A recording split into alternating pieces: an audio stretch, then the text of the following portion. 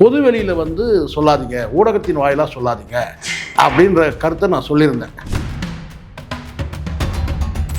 அது ஒன்றும் தப்பு இல்லை, நீங்கள் எப்படி வந்து அப்படி சொல்லிங்க இப்படி சொல்லிங்க என்கிட்ட கேட்டாங்க. திரு ஏகலைவன் ஐயாவை பற்றி உங்களுக்கு என்ன தெரியும்? இப்போ திருமாவளவன் என்ன சொல்கிறாருன்னா, பேனாசிரியை உடைப்புன்னு சொன்ன சீமான் வந்து இன்னைக்கு அவருக்கு நண்பராயிட்டாரு, கொஞ்சி குழாவுறாங்க திருமண நிகழ்வில்.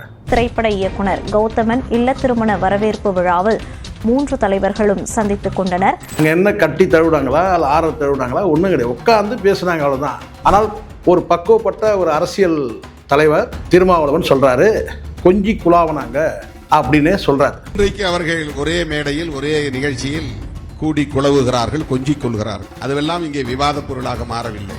கலைஞருக்கு பேனா சின்னம் வைத்தால் நானே உடைப்பேன். இதே திருமாவளவனும் வந்து பார்த்தீங்கன்னா எத்தனையோ சுப நிகழ்ச்சிகளை மாற்றுக் கட்சியினர் சந்திச்சிருப்பார்ல, அண்ணாமலை இதே இருக்கிற சந்திக்கலையா? அப்படி இருக்கும்போது பார்த்தீங்கன்னா எவ்வளோ சோதனைகளை தாங்கிட்டு வர சீமானுக்கு இப்போ வந்து பார்த்தீங்கன்னா மீண்டும் ஒரு சோதனை கொடுக்குறீங்க. எத்தனை கத்தி தான் ஒருத்தர் முதல்ல குத்துவீங்க. ஆனால் நீங்கள் பேசுறது ஒரு பின்விளைவுகளை ஏற்படுது. இப்போ பின்விளைவுகள் வருது பாருங்க, திருமாவளவன் மூலமாக வருது. திருமாவளவன் பேச தகுதி இருக்கா நீங்கள் சொல்லுங்கள். ராஜபக்சே கிட்ட போய் கையை குலுக்குனீங்கல்ல, அது எந்த குழாவல்? பொது வேட்பாளர் நிறுத்தணும். பொது வேட்பாளர் நிறுத்தும் போது பதட்டம் ஏற்படுது. பொது வேட்பாளரை யார் இன்னும் அறிவிச்சாங்கன்னே தெரியல. திருமாவளவன் கதறல், அதனால அதைத்தான் நான் நினைக்கிறேன். அப்படிதான் நான் நினைக்கிறேன். திமுக தான் எங்களை கூட்டணியிலிருந்து விலக்கிட்டாங்க, நாங்கள் நட்போடு தான் இருக்கிறோம். அப்படி ஒரு பேச்சு, எப்படி ஒரு பேச்சு, இப்படி ஒரு பேச்சு, அப்படி ஒரு பேச்சு.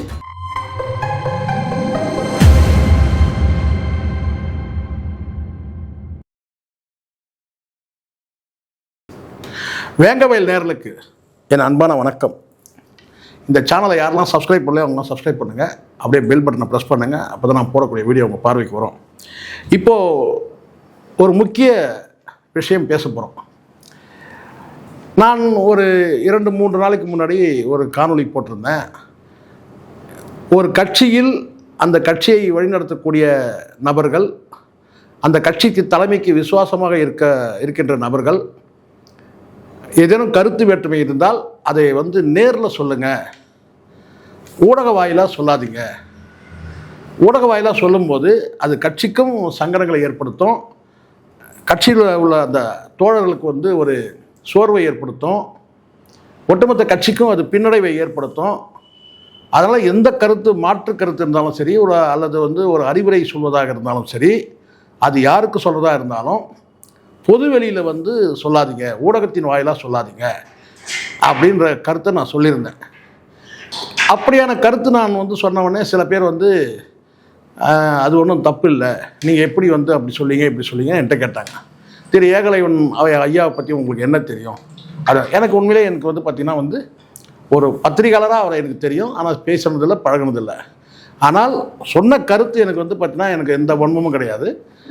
ஒரு ஆதரவாளராக, ஒரு ஆதரிக்கிற நபராக வந்து ஒரு பொது வெளியில் வந்து சொல்கிறது வேற, ஒரு கட்சியை வழிநடத்துகிற இடத்துல இருக்கிறவங்க பொது வெளியில் வந்து சொன்னாங்கன்னா அது வந்து ஒட்டுமொத்த கட்சிக்குமே ஒரு பின்னடைவை ஏற்படுத்தும், தேவையற்ற சங்கடங்கள் ஏற்படுத்தும், மாற்று கட்சியினருக்கு அது ஊக்கத்தை ஏற்படுத்தும்.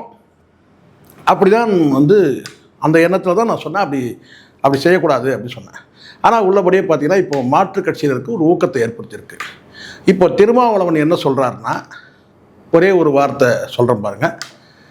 பேனாசிரியை உடைப்புன்னு சொன்ன சீமான் வந்து இன்னைக்கு அவருக்கு நண்பராயிட்டாரு, கொஞ்சி குழாவுறாங்க திருமண நிகழ்வில். எங்கே சார் கொஞ்சி குழாவுனாங்க? உட்காந்து பேசுனாங்க, அவ்வளோதானே, 2 வார்த்தை தானே. அங்கே என்ன கட்டி தழுவிடாங்களா அல்ல ஆற தழுவிடாங்களா ஒன்றும் கிடையாது, உட்காந்து பேசுனாங்க, அவ்வளோதான். எப்படி இருக்கீங்க, நல்லா இருக்கீங்களா, போனீங்களா, இவ்வளோ. இதை தவிர வேறு என்ன பேச முடியும்? அங்கே என்ன ஒரு மணி நேரம் கணக்காக பேசிட்டு தான் பப்ளிக்கில் தானே மொத்த வந்து அங்கே வந்திருக்க திருமணத்துக்கு வந்திருக்க அத்தனை பேர் பார்வையும் அவங்க மேலே தானே இருக்குது. அங்கே என்ன ரகசியம் பேச முடியும், என்ன உடன்படிக்கை பேச முடியும், என்ன கொஞ்சி கொலாவ முடியும்? ஆனால் ஒரு பக்குவப்பட்ட ஒரு அரசியல் தலைவர் திருமாவளவன் சொல்கிறாரு, கொஞ்சி குழாவுனாங்க அப்படின்னே சொல்கிறார். அப்போ திருமாவளவன் இதை பேச வேண்டிய சூழல் எதனால் வந்தது? வழக்கமாக எல்லாரும் ஒரு சுப நிகழ்ச்சியில் கலந்துக்கிறவங்க தானே, துக்க நிகழ்ச்சியில் கலந்துக்கிறவங்க தானே. இதே திருமாவளவனும் வந்து பார்த்திங்கன்னா எத்தனையோ சுப நிகழ்ச்சியில் மாற்றுக் கட்சியினர் சந்திச்சிருப்பார்ல, அண்ணாமலை இதே இருக்கிற சந்திக்கலையா? சுப நிகழ்ச்சியில் கொள்கைக்கு வந்து பாஜக கொள்கைக்கு நேர் எதிரானவர் தானே திருமாவளவன். அப்படி தானே கடைசி வந்து கடந்த காலத்தில் பேசிட்டு இருக்கிறாரு. இந்த அண்ணாமலையோட கை குலுக்கலையா, அண்ணாமலையோட வந்து பேசலையா ஒரு சுப நிகழ்ச்சியில்? இன்னும் மாற்று கருத்துள்ளவங்க வந்து எத்தனையோ பேரை சந்திச்சிருக்கிறார்ல. அப்படி இருக்கும்போது ஒரு திருமண நிகழ்வில் வந்து 2 பேரும் உட்கார்ந்து பேசுகிறத வந்து கொஞ்சி குழாவுறாங்கன்ற அந்த வார்த்தை வந்து திருமாவளவன் வாயில் வர வேண்டிய கட்டாயம் எதனால் ஏற்பட்டது?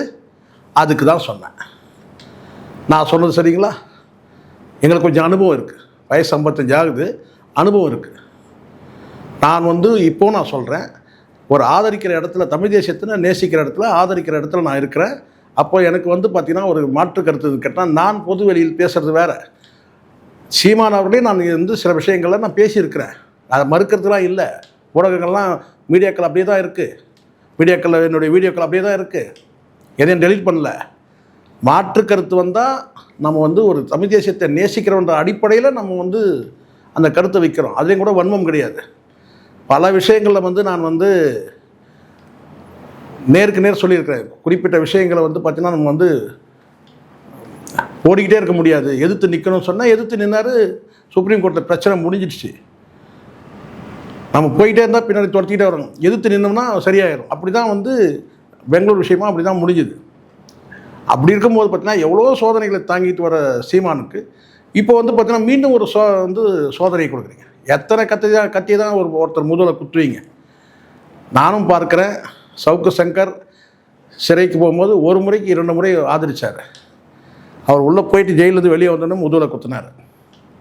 ஃபெலிக்ஸ் ஜெரால்டு சிறைக்கு போகும்போது சீமான் மட்டுமே தான் குரல் கொடுத்தார், யாருமே குரல் கொடுக்கல. சவுக்கு சங்கருக்கும் யாரும் கொடுக்கல. ஒரே ஒரு தலைவர், அரசியல் தலைவர் சீமான் மட்டும்தான் குரல் கொடுத்தாரு. ஆனால் போயிட்டு வந்தவங்க 2 பேரும் வந்து பார்த்தீங்கன்னா முதல்ல குத்துனாங்க. ஸோ இதெல்லாம் வந்து அப்போது வந்து ஏகலைவனுக்கும் சவுக்கு சங்கருக்கும் ஃபெலிக்ஸ் ஜெரால்டுக்கும் என்ன வித்தியாசம் இருக்குது? அவங்கெல்லாம் வந்து ஒரு பார்வையாளர்கள், ஒரு மீடியா பர்சன், அவ்வளோதான். ஆனால் நீங்கள் ஏகலைவன் அப்படி கிடையாதுல்ல. இப்போ பார்த்தீங்கன்னா நீங்கள் தூண்டி விட்ட மாதிரி ஆயிடுச்சு. மாற்று கட்சிகளும் தூண்டி விட்டார் ஏகலைவன். அப்படி தானே இருக்குது இப்போது. இதை கடந்து மீண்டும் நான் சொல்கிறேன், இன்றைக்கி உள்ள சூழல் வந்து பார்த்திங்கன்னா ஒரு கட்சியோட என்ன சொல்கிறதுனா எப்போவுமே ஏறுமுகம் இருக்காது, சில நேரங்களில் இறங்குமுகம் இருக்கும். இது பெரிய இறங்குமுகம்லாம் கிடையாது. அவரை எதிர்த்து பேசுனீங்க, விஜய் எதிர்த்து பேசுனால்தான் வாக்கு போயிடுச்சு அப்படி சொல்ல முடியாது. சாட்டை துறைமுருகன் மேலே ஒரு குற்றச்சாட்டு என்ன கேட்டால், விஜய் எதிர்த்து பேசணும், விஜய் எதிர்த்து பேசினால்தான் இந்த 4% நின்றுச்சு, இல்லைன்னா அந்த அலையில் அடிச்சுட்டு போயிட்டுருக்கும். இந்த 4% தக்க வச்சது என்னென்னா, நான் ஏற்கனவே நான் கணிச்சது தான். தமிழ் தேசியத்தை நேசிக்கிறவங்களும் சீமான் அவர்களை நேசிக்கிறவங்களும் வாக்களிச்சிருக்காங்க அந்த 4%. மீதி இருக்கிற 4% என்னாச்சுன்னு கேட்டால், அவங்களாம் மாற்று அரசியல் விரும்பினவன். இன்னொருத்தர் மாற்றம் கொடுக்க போகிறான்னு நேராக போய் ஏமாந்து ஓட்டு போட்டான், அவனும் திருப்பி ரிட்டர்ன் வர போகிறான். அப்படியே அதான் நடக்கும் போது. இதுதான் அரசியல் கணிப்பு. இதுதான் 8% 4% ஆனதுக்கு காரணம் என்ன? 4% இருந்ததுன்னா அது 2% ஆகிருக்கும். ஆனால் 8% 4% ஆனதுக்கு காரணம் சீமானை நேசிக்கக்கூடியவர்கள், தமிழ் தேசியவாதிகள் யாரும் வந்து மாறி வாக்களிக்கலை. மாற்றம் வேணும்னு நினச்சான் பாருங்க, 2 கட்சிகளுக்கு மாற்றம் நினச்சான், அவன் வந்து மாறி போயிட்டான். இப்போ மாறி போய் ஏமாறி நிற்கிறான். திரும்பி பேக் டு பவுலியன்ற மாதிரி திரும்பி வந்துடுவான். இந்த புரிதல் வந்து வேணும். நீங்கள் தமிழ் தேசியவாதியாக இருக்கலாம், மூத்த பத்திரிகையாளராக இருக்கலாம், எல்லாம் இருக்கணும். ஆனால் வந்து சொல்லக்கூடிய விஷயத்தை ஆழ்ந்து யோசிங்க. இத்தனை ஆண்டு காலம் கஷ்டப்பட்டதை ஒரு நொடியில், ஒரு வீடியோவில், ஒரு அரை மணி நேரம் வீடியோவில் நீங்கள் இழந்துடுறீங்க. நான் சொல்லக்கூடியது ஒன்றே ஒன்று தான். நீங்கள் பொது வெளியில் பேசியிருக்கலாம், நான் இது அண்ணன்கிட்டே போய் நேராக போய் வந்து பேசியிருக்கலாம், அவ்வளோதான். இதை கடந்து நான் எதுவும் சொல்லவே இல்லை. அவர் ஏதாவது நான் தரக்குறைவாக பேசுகிறேன்னா கிடையாது, அவர் ஏதாவது துச்சமாக பேசுனா கிடையாது. ஆனால் நீங்கள் பேசுகிறது ஒரு பின்விளைவுகளை ஏற்படுது. இப்போ பின்விளைவுகள் வருது பாருங்கள், திருமாவளவன் மூலமாக வருது. திருமாவளவன் பேச தகுதி இருக்கா நீங்கள் சொல்லுங்கள்? ஒரு சுப நிகழ்ச்சியில் பங்கேற்ற முன்னாள் முதலமைச்சர் ஒரு அரசியல் கட்சி தலைவர்கிட்ட பேசுனதை கொஞ்சி குழாவினீங்கன்னு சொல்லி பேசக்கூடிய திருமாவளவன் பார்த்து கேட்குற ஒரே கேள்வி, ராஜபக்சே கிட்ட போய் கையை குலுக்குனீங்கல்ல, அப்போ அது என்ன? அது எந்த குழாவல்? அது கொஞ்சி குழாவலா? அது எந்த குழாவல்? கேட்க வேண்டியது வருதா இல்லையா? ராஜபக்சே கூட போய் கை குலுக்குறீங்களே சார், திமுகவை சார்ந்த எம்பிக்களோட சேர்ந்து ராஜபக்சே கிட்ட போய் கை குலுக்குறீங்கல்ல பல்ல காட்டிக்கிட்டு, அப்போ அது என்னன்னு கேட்குறேன் நான். இது கொஞ்சி குழாவல்னா அது எந்த குழாவல்? இதை யார் கேட்கணும்? ஏகலைவன் கேட்கணும். இதை ஆனால் ஏகலைவன் கேட்குற தகுதியை எழுந்துட்டார். ஏன் பிரச்சனையை பொது வெளியில் பேசிட்டார். இன்றைக்கி ஏகலைவன் கேட்க முடியாது. ஏகலைவன் திருமாவளவன் விமர்சனத்தை எதிர்கொள்ள முடியாது, எதிர்த்து பேச முடியாது. ஏன்னா ஏகலைவனே பேசிட்டார். இப்போ புரியுதுங்களா? யோசிக்கணும். எதை எங்கே எப்படி பேசணுமோ அப்படி தான் பேசணும். இங்கே எல்லாருக்கும் மாற்றுக்கிறதுக்கு எல்லாருக்கும் அறிவு இருக்குது. எங்கே எதை பேசணும்னு ஒன்று இருக்குது. நீங்கள் பார்த்தீங்கன்னா இவ்வளோ நாள் கஷ்டத்தை ஒரு செகண்டில் எழுந்துட்டீங்க. இப்போ யாரோ வந்து பார்த்தீங்கன்னா இன்றைக்கி வந்து பேசக்கூடிய சூழல் வந்துடுச்சு இல்லை? இதுக்கு காரணம் யார்? இதுக்கு வித்திட்டது யார்? இதை விதை போட்டது யார்? இதுக்கு தூண்டினது யார்? இல்லைன்னா திருமாவளவன் பேச முடியுமா? இத்தனை ஆண்டுகள் பொது வாழ்க்கையில் இருந்த ஒரு நபர் திருமண நிகழ்வில் 2 அரசியல் கட்சி தலைவர்கள் சந்தித்ததை என்ன சொல்கிறாருன்னா, கொஞ்சி குழாவினாங்க, பேனாசிரியை உடைப்புன்னு சொன்ன. பேனாசிரியை உடைப்புன்னு சொன்னது அது வந்து ஒரு கருத்து கேட்பு கூட்டத்தில் சீமான் சொல்கிறாரு. அதுக்கும் ஒரு துணிச்சல் வேணும். ஒரு ஆளுங்கட்சி வைக்கக்கூடிய வந்து பேனாசிரியை வந்து உடைக்கணும்னு சொன்னால் அப்போ எப்படிப்பட்ட வந்து ஒரு ஆண்மகன், எப்படிப்பட்ட ஒரு மாவீரன் பாருங்கள். ஒரு வேடையில் எவ்வளோ பேர் அங்கே குழுமி இருக்கிறாங்க. அந்த இடத்துல வந்து சீமான் வந்து பார்த்தீங்கன்னா பேனாசிரியை வச்சா உடைப்பன்னு சொன்னார்னா அதுக்கு எவ்வளோ பெரிய துணிச்சல் வேணும். ஆனால் அந்த பேச்சு இன்றைக்கி வந்து என்ன சொல்கிறதுன்னா, பேனாசிரியை உடைக்கணும்னு சொன்ன அந்த சீமான் வந்து இன்றைக்கி வந்து நல்லவராயிட்டார். அவரோட கொஞ்சி குழாவுறாங்க. பொது வேட்பாளர் நிறுத்தணும். பொது வேட்பாளர் நிறுத்தும் போது பதட்டம் ஏற்படுது. பொது வேட்பாளரை யார் இன்னும் அறிவித்தாங்கன்னே தெரியல.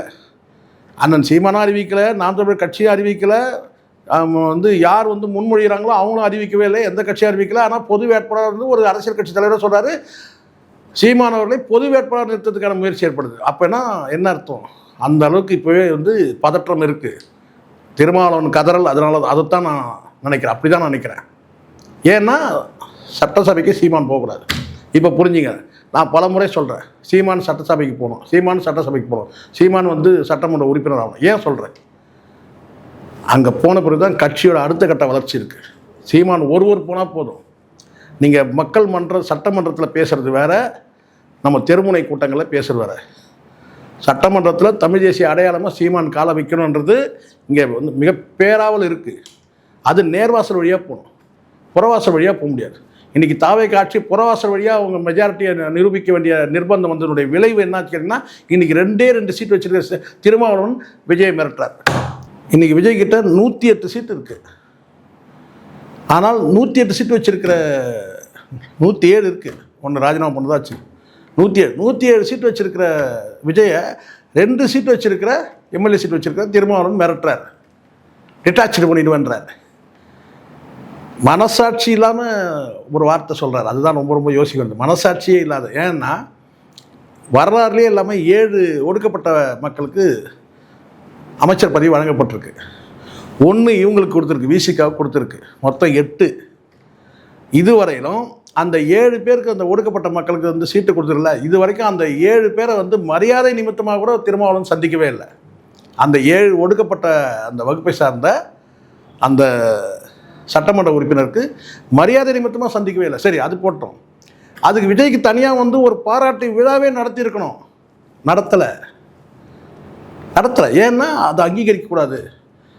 விஜய் ஆட்சி செய்த மிகப்பெரிய வந்து ஒரு என்ன சொல்றதுன்னா வந்து ஒரு ரெக்கார்டு என்னன்னு கேட்டிங்கன்னா, இந்த 7 வந்து ஒடுக்கப்பட்ட மக்களுக்கான இந்த 7 அமைச்சர் பதவி வழங்கினது, அதை கடந்து வந்து பார்த்திங்கன்னா வந்து சில வாரிய தலைவர் பதவியை வழங்கினது, முக்கிய இலாகாவான கல்வித்துறையை வந்து ஒதுக்குனது.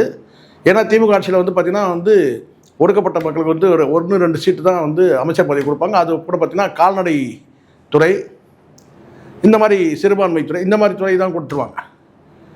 ஒரு முக்கிய துறையெல்லாம் கொடுக்க மாட்டாங்க.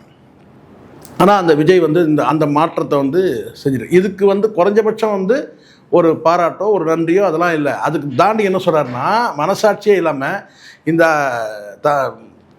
தாவேகா ஆட்சி அமைச்சதில் வந்து எங்களுக்கு மகிழ்ச்சி இல்லை. எப்படிப்பட்ட பேச்சு? இதுக்கு பேர் தான் பித்தளை மாற்று பேச்சுன்னு வாங்க. இது எப்படிப்பட்ட பேச்சு? அதை தாண்டி வந்து பார்த்திங்கன்னா நாங்கள் வந்து ஆதரவு கொடுத்தோம், அவங்க டவுட் பட்டாங்க, அதெல்லாம் அமைச்சர் பதவி கம்பல் பண்ணி கொடுத்தாங்க. இப்படி ஒரு பேச்சு. அதை கடந்து வந்து பார்த்திங்கன்னா இன்னொரு வார்த்தை இருக்குது. என்னன்னு கேட்டிங்கன்னா, திமுக தான் எங்களை கூட்டணியிலேருந்து விலக்கிட்டாங்க, நாங்கள் நட்போடு தான் இருக்கிறோம். அப்படி ஒரு பேச்சு. எப்படி ஒரு பேச்சு? இப்படி ஒரு பேச்சு, அப்படி ஒரு பேச்சு. இதெல்லாம் வந்து எப்படி வந்து ஒரு விசுவாசம் உள்ள ஒரு நபர்னு பார்த்துங்க. அவர் தான் சொல்கிறாரு சீமானோட கொஞ்சி குழாவுறாங்க. திமுக தரப்பில் இப்படி ஒரு முடிவு எடுத்து இருக்கலாம், எனக்கு தெரியாது. நான் ஒரு யூகிக்கிறேன், ஒரு அனுமானம் தான். திமுக தரப்பில் என்ன நினச்சிருக்கிறான்னா, முதுகில் குத்துற துரோகியை விட நெஞ்சில் குத்துற சீமான் எவ்வளோ மேல் அப்படின்னு ஒரு வேளை நினச்சிருக்கலாம். என் யூகம்தான் அது. ஏன்னா இவங்கெல்லாம் முதுகில் குத்துற துரோகிகளாக இருக்கிறாங்க. அப்படி இருக்கும்போது நெஞ்சில் குத்துற சீமான் பரவாயில்ல, அது காரணம் கருத்தியல் ரீதியான அந்த மோதல் தான், நம்ம நெஞ்சில் தான் குத்துறாரு பரவாயில்ல. ஆனால் இவங்கெல்லாம் வந்து முதுகில் குத்திட்டு போயிட்டாங்க. இந்த முதுகில் குத்துனால தான் இன்றைக்கி வரைக்கும் வந்து பார்த்திங்கன்னா அங்கே தாவேக்கால ஒரு அவநம்பிக்கை இருந்துக்கிட்டே இருக்குது. இவங்களுடைய பேச்சுக்களும் அப்படி தான் இருக்குது. திருமாவளவன் அவருடைய பேச்சுக்களும் அப்படி தானே இருக்குது. அங்கங்கே விசுவாசம் இருக்குது. ஒரு நிச்சயமற்ற நிலை, ஒரு அன்ஸ்டேபிள் வந்து நிர்வாகமாக தான் இன்றைக்கி வந்து பார்க்க முடியுது. அதுக்கு காரணம் அங்கே இருக்கக்கூடிய தலைவர்கள் விசுவாசம். ஏன்னா 30 ஆண்டு காலம் வந்து கூட்டணியில் இருந்த அந்த கூட்டணியை உதறி விட்டுட்டு, ஒரு அமைச்சர் பதவிக்கு உதறி விட்டுட்டு நீங்கள் வந்து அங்கே போய் சேர்ந்துக்கிட்டு அப்புறம் வந்து எங்களுக்கு அமைச்சர் பதவியிலே எங்களுக்கு விருப்பம் இல்லைன்னு சொல்கிறது, கம்பல் பண்ணி தான் கொடுத்தாங்கன்னு சொல்கிறது, எங்களை கெஞ்சினாங்கன்னு சொல்கிறது, இது வந்து விஜயன்ற அந்த ஆளுமையை வந்து சிறுமைப்படுத்துறது தானே.